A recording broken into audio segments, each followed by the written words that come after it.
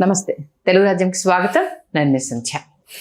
మనం గత ఎపిసోడ్లో వీరబ్రహ్మేంద్ర స్వామి సినిమా గురించి, అలాగే మన చిల్లగడ్డ శ్రీకాంత్ గారు ఆయన ఎప్పుడు కలవడం జరిగింది, ఆ తాలూకు జ్ఞాపకాల గురించి మాట్లాడుకున్నాం. అయితే వీరబ్రహ్మేంద్ర స్వామి సినిమా కంటే ముందు ఒక ఛాలెంజింగ్ సినిమా మన ఎన్టీఆర్ గారు తీసినట్టుగా తెలుస్తోంది. ఏంటి ఆ సినిమా? మరి ముందు దాని గురించి చెప్పకుండా దీని గురించి ఎందుకు చెప్పారు అంటే, ఆయన రిఫరెన్స్ మీద ఆయనను అంటే పెద్ద ఆయనను డైరెక్ట్గా కలిసింది ఇక్కడ అని చెప్పారు కాబట్టి మేము ఆయన అడగడానికి లేదు. దీనికంటే ముందు ఏదో చాలా ఛాలెంజింగ్గా తీసుకున్నారు, దానికోసం చాలా కష్టపడ్డారు అనేసి అని వినడం జరిగింది. అది పెద్ద ఎన్టీఆర్ గారికి ఆ సినిమా అంటే ఇంకా దీనికంటే ఎక్కువగా అది చాలా ఇష్టమని వినడం కూడా జరిగింది. ఇంతకీ ఏంటి ఆ సినిమా తాలూకు విశేషాలు, మరి ఆ పాత్రలు చేయడానికి గల ప్రధాన కారణం ఏంటిది ఇత్యాది వివరాలన్నీ తెలుసుకునే ప్రయత్నం చేద్దాం. చరిత్రకారులు, సినీ రాజకీయ విశ్లేషకులు చిల్లగడ్డ శ్రీకాంత్ గారు మనతో ఉన్నారు. ఆయన మాటల్లోనే. శ్రీకాంత్ గారు నమస్తే. నమస్కారం సండి గారు. అయితే వీరబ్రహ్మేంద్ర స్వామి చరిత్రకు సంబంధించి మనం మాట్లాడుకున్నప్పుడు ఇంతకంటే ముందే ఆయన చాలా ఛాలెంజింగ్గా భీష్మ సినిమా తీశారని తెలిసింది. మరి దాని గురించి చెప్పకుండా వీరబ్రహ్మేంద్ర స్వామి చరిత్ర గురించి చెప్పారు అంటే, అఫ్కోర్స్ ఇది ఈ జనరేషన్ వాళ్ళకు కూడా తెలిసిందే. భీష్మ చాలా తక్కువ మందికి మేబీ తెలిసి ఉండొచ్చు. ఒక్కసారి ఆ సినిమా ఏ ఇయర్లో వచ్చింది, అది తీయడానికి గల కారణం? 60 దశకంలోనండి. 70కి ముందే అవన్నీ 60, ఇప్పుడు 50 నుంచి 70, 1952, 60, 62, 70 ఏవైతే ఉన్నాయో, దీస్ 2 decades, ఈ 2 దశాబ్దాలు తెలుగు సినిమా చరిత్రలో స్వర్ణయుగం. 60 దశకంలో వచ్చినటువంటి భీష్మ ఏంటంటే, అప్పటికి రామారావు గారు స్టార్ అయిపోయి ఆయన తన ఉన్నతమైనటువంటి స్థితి ఏది ఉందో ఆ స్థితిలో ఉన్నటువంటి సమయంలో ఆయన దగ్గర 2 స్క్రిప్ట్లు బిఏ సుబ్బారావు గారు తీసుకొచ్చారు. బిఏ సుబ్బారావు గారు ఎవరు? రామారావు గారికి ఆల్మోస్ట్ ఆల్ గాడ్ ఫాదర్ లాంటి డైరెక్టర్, ప్రొడ్యూసర్. ఆయన రామారావు గారిని పల్లెటూరు పల్లెల్లో తీసుకోవడానికి ఆయన లెటర్ రాస్తేనే రామారావు గారు నిమ్మకూరు నుంచి బయలుదేరి వచ్చారు. బిఏ సుబ్బారావు గారు అనే దర్శకుడు, నిర్మాత. వస్తే ఎల్వి ప్రసాద్ గారు అక్కడ ఉండడంతో, నీ సినిమా ప్రారంభం కావడానికి సమయం పడుతుంది కదా, ఈలోపు నా సినిమా కెమెరాని ఫేస్ చేసినట్టు ఉంటుందని మన దేశంలో ఆయన ఇంట్రడ్యూస్ చేశారు రామారావు గారిని. అట్లా బిఏ సుబ్బారావు గారు అంటే రామారావు గారికి గుర్తులీలు అనమాట. ఓకే. అప్పుడు బిఏ సుబ్బారావు గారు 2 స్క్రిప్ట్స్ తీసుకొచ్చిన తర్వాత, ఒకటి చెంచు లక్ష్మి, ఒకటి భీష్మ తీసుకొస్తే రామారావు గారు భీష్మ ఎంచుకున్నారు. భీష్మ ఎంచుకున్న తర్వాత రామారావు గారు అప్పటికి ఏంటంటే హీఈస్ ద మ్యాన్ అనమాట. అంటే కాస్టింగ్ మీన్స్ ఏంటి, ఆర్టిస్టుల సెలక్షన్ ఏదైతే ఉందో అది మొత్తం రామారావు గారి కన్సల్లో జరిగేది. అంటే ఆయనే హీఈస్ ద డిసైడింగ్ ఫ్యాక్టర్ అనమాట. ఆయన కూర్చుని డిసైడ్ చేసేవారు ఎవరు ఏం చేస్తున్నారని చెప్పేసి. ఓకే. అది వార్ వన్ సైడ్ అన్నట్టు ఉండేది అనమాట. అప్పుడు ఇందులో ఏంటి, రామారావు గారికి there are 2 challengings in this script. ఒకటి, రామారావు గారు భీష్ముడు సెలెక్ట్ చేసుకున్నారు. మీకు ఫస్ట్ హాఫ్ సినిమా చూస్తే ఒకలాగా ఉంటుంది, సెకండ్ హాఫ్ సినిమా ఒకలాగా ఉంటుంది. ఎందుకు ఫస్ట్ హాఫ్ ఒకలాగా ఉంటుందంటే, శంతనుడు, అష్టావసువులు, యంగ్ భీష్ముడు. ఎప్పుడైతే భీష్మ ప్రతిజ్ఞ చేయడానికి ముందు ఈజ్ వెరీ యంగ్ అనమాట. ఇంటర్వెల్ వరకు ఈజ్ వెరీ యంగ్. ఆ తర్వాత మీకు నడి వయసు నుంచి వృద్ధాప్యం అన్నది ఆయన కురువృద్ధ పితామహుడు చూపిస్తారు మనకి. ఈ పాత్ర రామారావు గారు చేస్తున్నారని తెలిసి రామారావు గారిని వారించింది విజయ చక్రపాణి గారు. ప్రేక్షకులు థియేటర్కి అందగాడైన రామారావుని చుట్టానికి వస్తారు, ముసలివాడైన రామారావుని చుట్టానికి కారు. నువ్వు ఇప్పుడు స్టార్వి, నువ్వు వేస్తున్నటువంటి వేషాలు మామూలు వేషాలు కాదు, నువ్వు ఎందుకు ఇప్పుడు ముసలి పాత్ర వేస్తున్నావు అంటే, ఈయనేదో అంటే విజయ చక్రపాణి గారు అంటే తండ్రి తర్వాత తండ్రి అంతటి గౌరవం రామారావు గారు చక్రపాణి గారికి ఇస్తారు. ఓకే.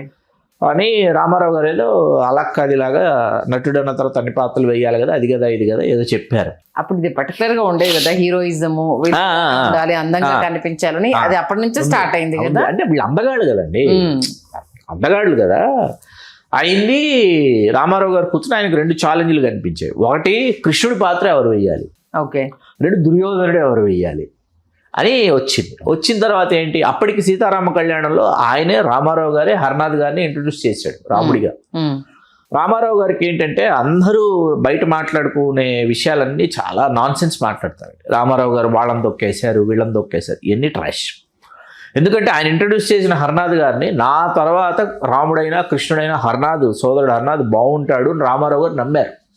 రామారావు గారి కంటే ఎత్తండి హర్నాథ్ గారు. దాంతో కృష్ణుడికి వచ్చేటప్పటికి ఇక్కడ కృష్ణుడిని రామారావు గారు హర్నాథ్ గారిని పెట్టండి కదా అన్నారు.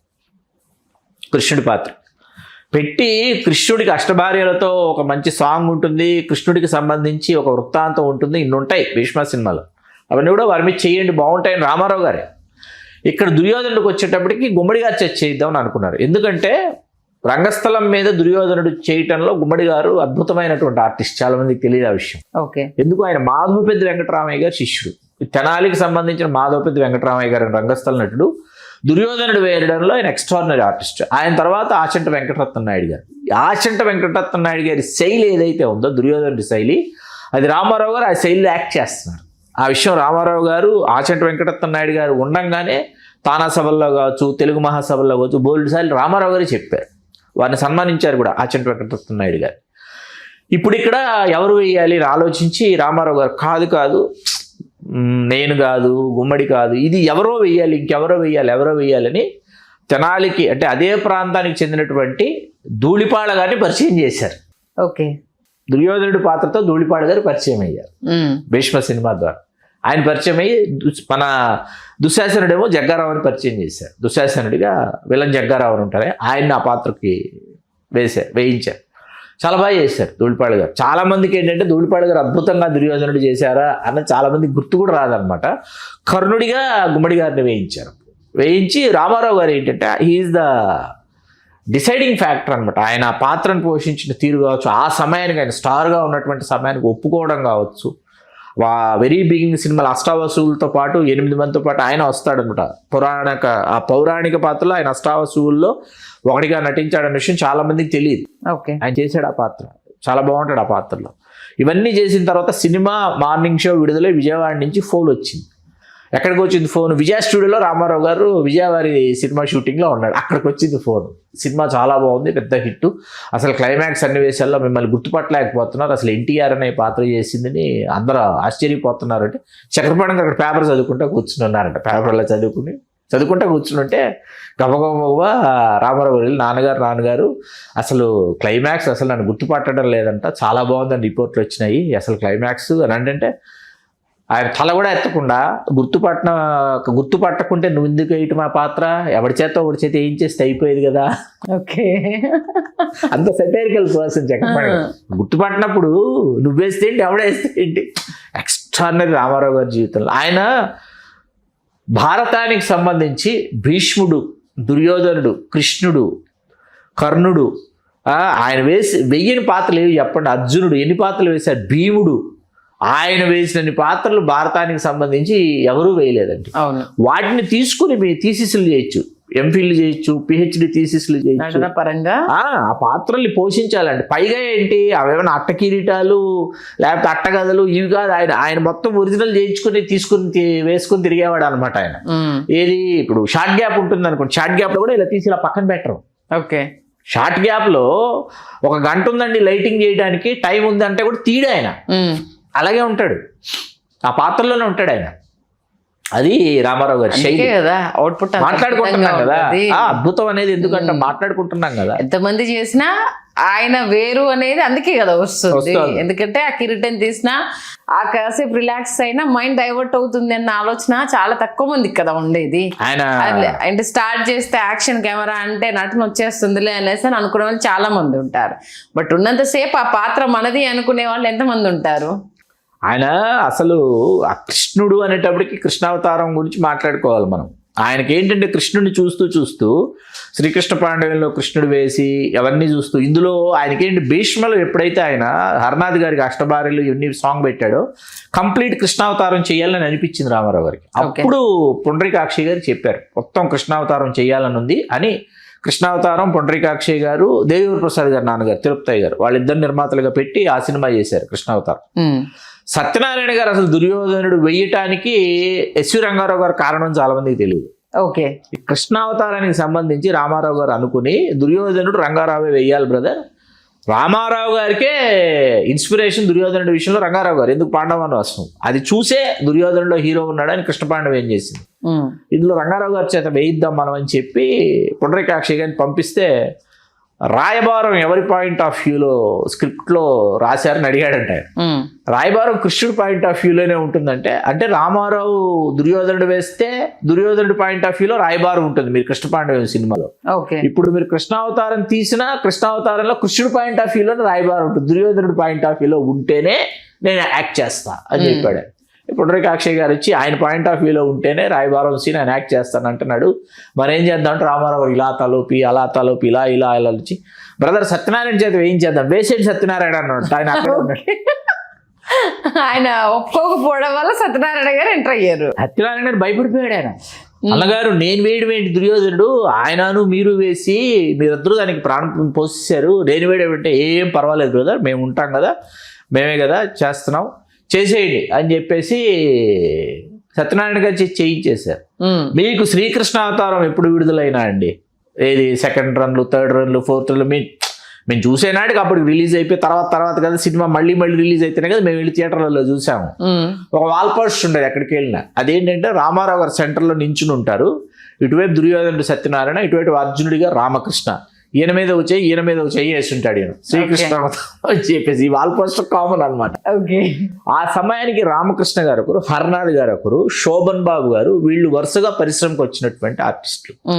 వీళ్ళల్లో ఈ రామారావు గారు వీళ్ళని బట్టి వీళ్ళని సెలెక్ట్ చేసేవాడు. అందుకే వీరాభిమన్యు రామారావు గారే హీరో. టైటిల్ శోభన్ బాబు గారి పాయింట్ ఆఫ్ వ్యూలో ఉన్నప్పటికీ సినిమా అంతా కృష్ణుడు పాయింట్ ఆఫ్ వ్యూలో కృష్ణుడే హీరో. అంటే ఇప్పుడు కృష్ణ గారు, ఏఎన్ఆర్ గారు కూడా ఉన్నారు. కృష్ణ గారు ఏంటంటే ఈ పాత్రలు వేయటం ఆయన, కృష్ణ గారికి ఏంటంటే ఆయన తెలుసు ఇవి వేస్తే సమాజ భూయిష్టమైన సంభాషణలు చెప్పాలి, ఇవన్నీ ఉంటాయని. కృష్ణ గారు ఏంటి జేమ్స్ బాండు, తర్వాత మీకు ప్రయోగాలు, కౌబాయిలు, వీటి మీద ఉండేవాడు. యాక్షన్ సినిమాలు, థ్రిల్లర్ సినిమాలు వెరీ ఫ్యూ. కురుక్షేత్రం చేశాడు. అర్జునుడు చేశాడు ఆయన. ఆయనకి ఏంటంటే హీ నోస్, అంటే వాళ్ళలాగా అంత. ఇప్పుడు ఇక్కడ రామారావు గారు అందుకే ఏంటంటే భీష్మకు వచ్చేటప్పుడు హర్నాథ్ గారిని కృష్ణుడిగా పెట్టడం, వీరాభిమన్యుకి వచ్చేటప్పటికి శోభన్ బాబు గారిని అభిమన్యుడిగా పెట్టడం, కృష్ణావతారం వచ్చేటప్పటికి రామకృష్ణ గారిని అర్జునుడిగా వేయించడం. రామారావు గారికి ఏంటంటే హీ నోస్ అనమాట. వాళ్ళని ఎంకరేజ్ చేయాలి, వాళ్ళని ఎంకరేజ్ చేసేటటువంటి దీనిలో ఈ కైండ్ ఆఫ్ ఇది ఉండేది అనమాట. అలా భీష్మతో మొదలు పెట్టుకుని కృష్ణావతారం వరకు వెళ్ళాం. బోల్డ్ అని జ్ఞాపకాలు ఉన్నాయి రామారావు గారి గురించి మాట్లాడుకోవడానికి. ఓకే, మన నెక్స్ట్ ఎపిసోడ్లో నేను ముందే మిమ్మల్ని రిక్వెస్ట్ చేసేస్తున్నాను. ఎన్టీ రామారావు గారు ఎప్పుడు కృష్ణుడు వేషం వేశారు, కృష్ణావతారంలో ఎన్ని సినిమాలు వచ్చాయి, కృష్ణుడి పాత్రలో ఎన్ని సినిమాలు వచ్చాయి, దాంట్లో ఆయనకు బాగా ఇష్టమైన సినిమా ఏంటి అన్న దానికి సంబంధించి నెక్స్ట్ ఎపిసోడ్లో మన ప్రేక్షకులకు చాలా రసవత్తరంగా ఒక్కొక్క పాత్ర, ఎందుకంటే ఆయనకు ఫస్ట్ కృష్ణుడు అవతారం వేసిన సినిమా ఏదో ఫ్లాప్ అయింది అని, అందులో ఆ క్యారెక్టర్ నప్పలేదు అది అనేసిన తర్వాత మన తర్వాత ఆయనను మాడిఫికేషన్ చేసేసి ఆ తర్వాత ఆయన ఇంత అద్భుతంగా చూపించవచ్చు అంటూ అక్కడి నుంచి డే బై డే ఆయన రూపాంతరం చెందిన విధానం ఇదంతా ఉంది. కాబట్టి అది నాకు ఒక మంచి ఎపిసోడ్లో కావాలి. ఇవాళ భీష్మ సినిమాకి సంబంధించి చాలా మంది యాక్ట్రెస్ మన మధ్య లేని, కైకాల సత్యనారాయణ గారు, హర్నాథ్ గారు, శోభన్ బాబు గారు, ఉమ్మడి గారు, ధూళిపాళ గారు, రంగారావు గారు, ఇంతమంది ఆర్టిస్టులను గుర్తు చేశారు. నిజంగా అంటే ఇప్పుడు టెక్నాలజీ డెవలప్ అయిన తర్వాత ఎన్నెన్ని అద్భుతాలు క్రియేట్ చేయాలి. లేని రోజులు అది మెయిన్. ఇంతమందిని కోఆర్డినేట్ చేసుకోవడము, కాస్ట్యూమ్స్, పిక్చరైజేషన్, మేకప్, అసలు నిజంగా సినిమా అనేది అందుకే ఆ రంగుల ప్రపంచం ఒక అద్భుతం అనేది ఊరికనే అనలేదేమో. సీరియస్లీ మంచి విషయాలు తెలియజేశారు. ధన్యవాదాలు శ్రీకాంత్. ధన్యవాదాలు సంధ్య గారు.